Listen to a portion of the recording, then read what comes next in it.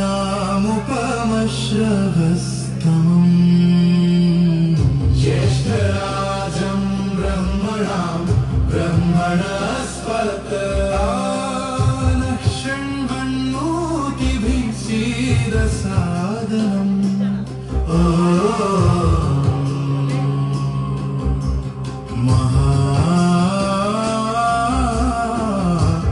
गणपतये नमः।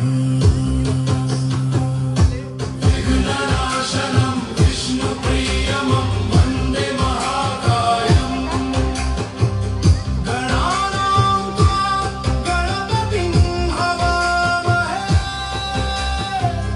कविं कवीनामुपमश्रवस्तमम्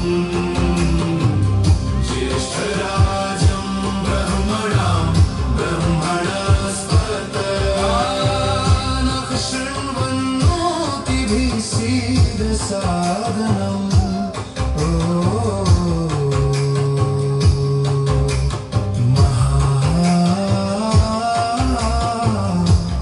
गणपतये नमः।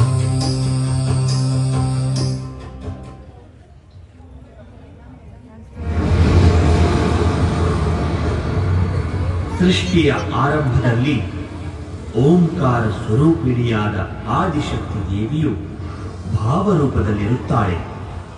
ಆ ಮಹಾಶಕ್ತಿಯು ತನ್ನೊಳಗಿದ್ದ ಭಾವವನ್ನೆಲ್ಲ ಒಟ್ಟಾಗಿ ಸೇರಿಸಿ ಜಗತ್ತನ್ನು ಸೃಷ್ಟಿ ಮಾಡುತ್ತಾಳೆ.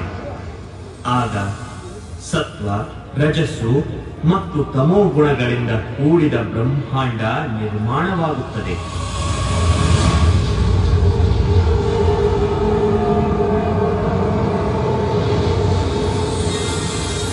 ಹೊಸದಾಗಿ ನಿರ್ಮಾಣಗೊಂಡ ಬ್ರಹ್ಮಾಂಡದಿಂದ ಸತ್ಯ, ಅಸತ್ಯಗಳು ಹಾಗೂ ಬೆಳಕಿನ ಜೊತೆಗೆ ಅಂಧಕಾರವು ಜನ್ಮ ತಾಳುತ್ತದೆ. ಇಲ್ಲಿಯವರೆಗೆ ಓಂಕಾರ ರೂಪದಲ್ಲಿದ್ದ ಆದಿಶಕ್ತಿಯು ಈಗ ಸಾಕಾರ ರೂಪ ಪಡೆಯುತ್ತಾಳೆ. ಆದಿಶಕ್ತಿಯಿಂದಲೇ ಬ್ರಹ್ಮ, ವಿಷ್ಣು, ಮಹೇಶ್ವರರು ರೂಪುಗೊಳ್ಳುತ್ತಾರೆ.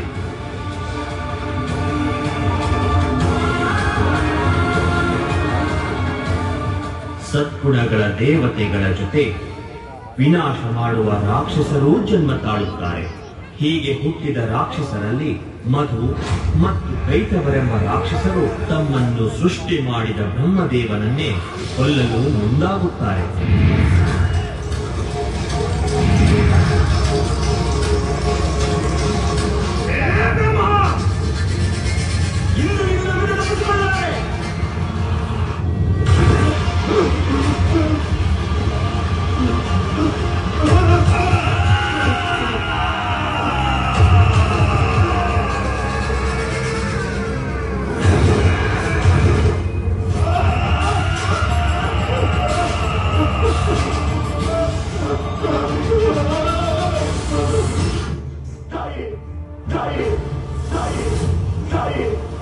ಆದಿಶಕ್ತಿ, ಬ್ರಹ್ಮಶಕ್ತಿ, ಕಾಪಾಡಿದಾರಿ, ಕಾಪಾಡಿದಾರಿ, ಕಾಪಾಡಿದಾರಿ. ಎಲ್ಲ ದೇವತೆಗಳ ಮೂಲ ಶಕ್ತಿಯೇ ನೀವು, ಶಕ್ತಿಯೇ ನೀವು, ಶಕ್ತಿಯೇ ನೀವು. ದೇವತೆಗಳ ಅಸ್ತಿತ್ವಕ್ಕೆ ಕಾರಣವೂ ನೀವೇ. ಈಗ ನನ್ನನ್ನು ನೀವೇ ರಕ್ಷಿಸಬೇಕು ತಾಯಿ. ಹೇ ಆದಿಶಕ್ತಿ, ಬ್ರಹ್ಮಶಕ್ತಿ, ಕಾಪಾಡು, ನನ್ನನ್ನು ಕಾಪಾಡು ತಾಯಿ, ನನ್ನನ್ನು ಕಾಪಾಡಿ.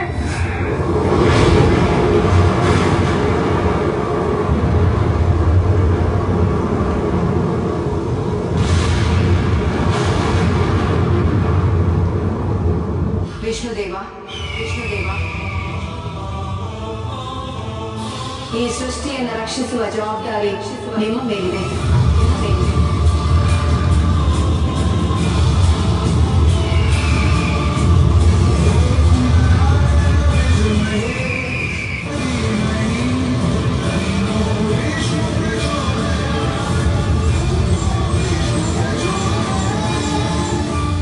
ಬ್ರಹ್ಮದೇವ ಈಗ ಅಪಾಯದಲ್ಲಿದ್ದಾರೆ. ಯೋಗ ನಿದ್ರೆಯಿಂದ ಎಚ್ಚೆತ್ತುಕೊಳ್ಳಿ. ಬ್ರಹ್ಮದೇವನ ರಕ್ಷಣೆ ಮಾಡಿ, ರಕ್ಷಣೆ ಮಾಡಿ.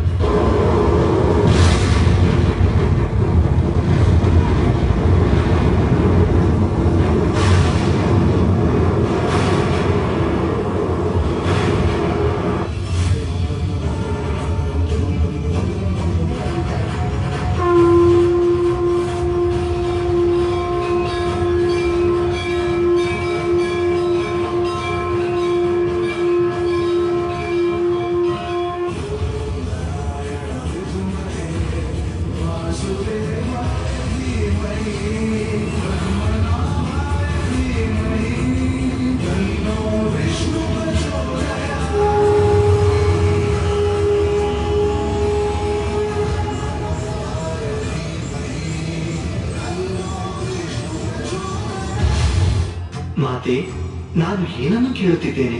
ತಮ್ಮಿಂದ ಈ ರಾಕ್ಷಸರಿಬ್ಬರು ಉತ್ಪತ್ತಿಯಾಗುವುದಕ್ಕೂ ಮೊದಲೇ ಘನಘೋರವಾದ ತಪಸ್ಸನ್ನು ಮಾಡಿರುವರು. ನನ್ನಿಂದ ಇಚ್ಛಾಮರಣದ ವರವನ್ನು ಪಡೆದಿರುವರು. ಹಾಗಾಗಿ ಅವರು ಯಾವಾಗ ಇಚ್ಛಿಸುತ್ತಾರೆಯೋ ಆಗ ಮಾತ್ರ ಅವರ ಸಾವು ಸಾಧ್ಯ. ಅವರ ಇಚ್ಛೆಯ ವಿರುದ್ಧವಾಗಿ ಬೇರಾರಿಂದಲೂ ಅವರನ್ನು ಸಂಹರಿಸಲು ಸಾಧ್ಯವಿಲ್ಲ. ಆದರೆ ಮಾತೆ, ಈ ರಾಕ್ಷಸರು ತಮ್ಮ ಸಾವನ್ನು ಏಕೆ ಇಚ್ಛಿಸುತ್ತಾರೆ? ಒಂದು ವೇಳೆ ಇವರ ಸಾವು ಸಂಭವಿಸದೇ ಹೋದರೆ ಅನಾಹುತವಾಗುತ್ತದೆ. ವಿಕಾಸಕ್ಕೂ ಮೊದಲೇ ಸೃಷ್ಟಿಯ ವಿನಾಶವಾಗುತ್ತದೆ. ಅವರಿಗೇಕೆ ಇಂತಹ ವರ ನೀಡಿದಿರಿ ಮಾತೆ? ನಾವೆಲ್ಲರೂ ನಮ್ಮ ಭಕ್ತರ ಪ್ರಾರ್ಥನೆಯ ಸಂಕೋಲೆಯಲ್ಲಿ ಸಿಲುಕಿಕೊಂಡವರಲ್ಲವೇ? ಮಧು ಕೈತವರಿಬ್ಬರು ಶುದ್ಧ ಚಿತ್ತದಿಂದ ನನ್ನನ್ನು ಧ್ಯಾನಿಸಿ ಘನಘೋರವಾದ ತಪಸ್ಸನ್ನು ಮಾಡಿದರು. ಅವರ ತಪಸ್ಸಿನಲ್ಲಿ ಕಲ್ಮಶವಿಲ್ಲದ ಕಾರಣ ಅವರು ಬೇಡಿದ ವರವನ್ನು ನೀಡಲೇಬೇಕಾಯಿತು. ಹಾಗಾದರೆ ಇದಕ್ಕೆ ಪರಿಹಾರವೇನು ಮಾತೆ?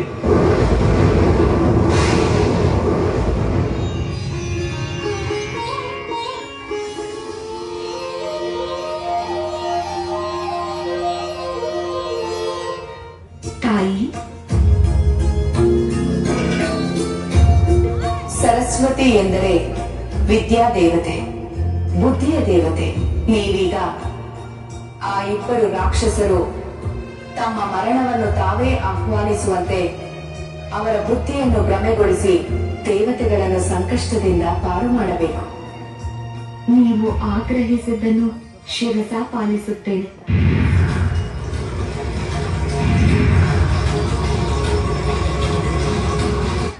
ಯಾರು ನೀನು?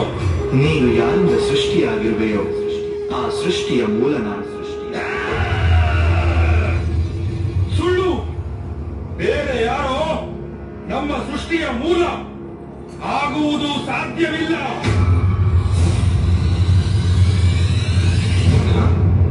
ಆಗಲಿ, ಅವಶ್ಯವಾಗಿ.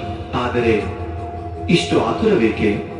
ಮೊದಲು ನಾನು ನಿಮ್ಮಿಬ್ಬರಿಗೆ ಒಂದು ವರ ನೀಡುತ್ತೇನೆ. ನಮಗೆ ಹೊರ ನೀಡುವ ಔದಾರ್ಯ ತೋರುತ್ತಿರುವುದಕ್ಕೆ ಕಾರಣವೇನು?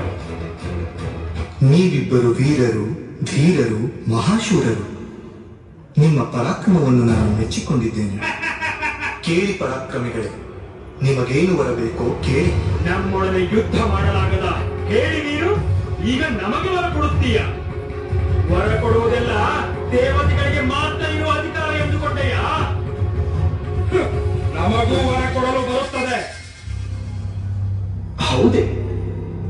ನಿಜವೇ? ಏಕೆ ಅನುಮಾನವೇ? ಅನುಮಾನ ಎಂದಲ್ಲ, ಆದರೂ ನೀವು ನನಗೆ ವರ ಹೇಳಲಿಲ್ಲವೇ? ಏನಾದರೂ ವರ ಕೇಳು. ಕೇಳು ಕೇಳು. ನಿನ್ನ ಪರಾಕ್ರಮವನ್ನು ನಾವು ಮೆಚ್ಚಿಕೊಂಡಿದ್ದೇವೆ. ಅದೇನು ವರ ಬೇಕೋ ಕೇಳು. ನಿಮಗೆ ಮಾತ್ರವಲ್ಲ, ನಮಗೂ ವರ ಕೊಡಲು ಬರುತ್ತದೆ. ನೀವು ಹೇಳುವುದರಲ್ಲೂ ಸತ್ಯವಿದೆ.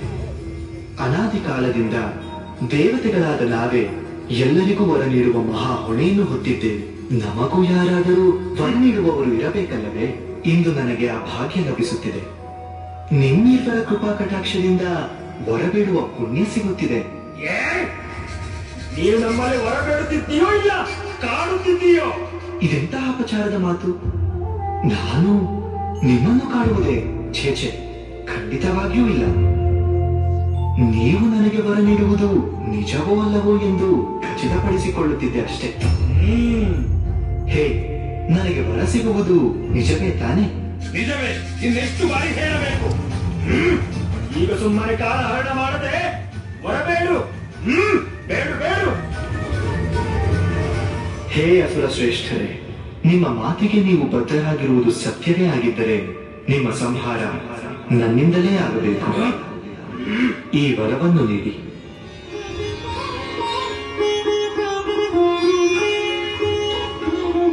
ಮೋಸ! ಇದು ಮಹಾ ಮೋಸ!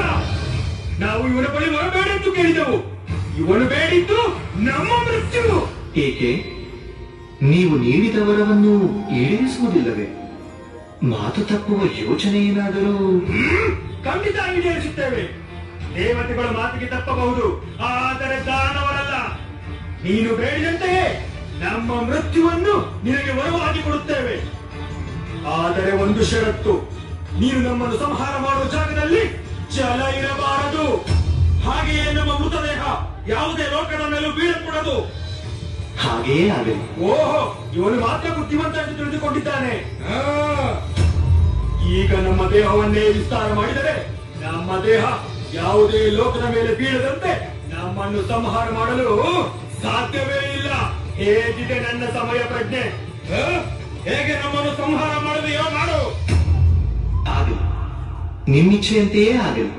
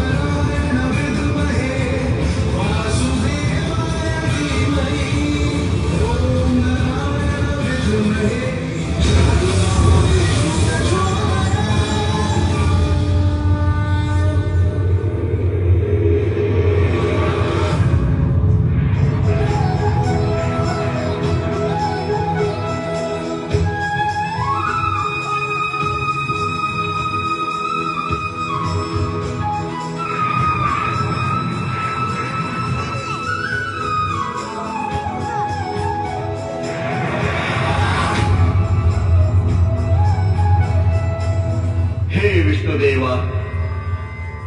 ಈ ಅಸುರರ ಮೂಳೆ ಮಾಂಸಗಳು ಪಿಂಡಗಳ ರೂಪವನ್ನು ತಾಳಿ ಅಂತರಿಕ್ಷವನ್ನು ಸೇರಿವೆ. ಅಲ್ಲದೆ ಅವು ಅಲ್ಲಿಯೇ ಸ್ಥಾಪಿತವಾಗಿದೆ. ಹೌದು ಬ್ರಹ್ಮದೇವ, ಇದು ರಾಕ್ಷಸರ ಮೂಳೆ ಮಾಂಸಗಳಿಂದ ರಚಿತವಾದ ಪಿಂಡರೂಪಿ ಗ್ರಹ. ಮುಂದೆ ಈ ಗ್ರಹವು ಭೂಲೋಕ ಎಂಬ ಹೆಸರಿನಿಂದ ಪ್ರಚಲಿತವಾಗುತ್ತದೆ. ಸೃಷ್ಟಿಯ ವಿಕಾಸವನ್ನು ಮುಂದುವರಿಸಿ ಬ್ರಹ್ಮದೇವ.